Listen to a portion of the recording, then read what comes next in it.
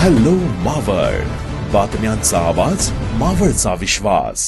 शाळा सोडल्याचा दाखला म्हणजे टीसी घेण्यासाठी आलेल्या एका 17 वर्षीय विद्यार्थ्याने आपल्या शिक्षकांवर थेट चाकूने प्राणघातक हल्ला केलाय. छत्रपती संभाजीनगर शहरातील छावणी परिसरातील लिटिल फ्लॉवर शाळेत मिळालेल्या प्राथमिक माहितीनुसार एक 17 वर्षाचा अल्पवयीन मुलगा शाळेमध्ये आपला टीसी घेण्यासाठी आला होता.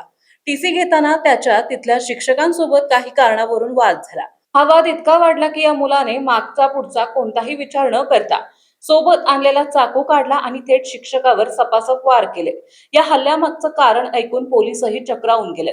छावणी पोलीस ठाण्याचे पोलीस निरीक्षक विवेक जाधव यांनी दिलेल्या माहितीनुसार हा मुलगा 2023 पर्यंत याच शाळेत शिकत होता, पण तो 10वीच्या परीक्षेत नापास झाला होता. प्राथमिक चौकशीत या अल्पवयीन मुलाने सांगितलं की 2 वर्षांपूर्वी शिक्षकांनी मला जाणून बुजून नापास केलं होतं, असा राग त्याच्या मनात होता.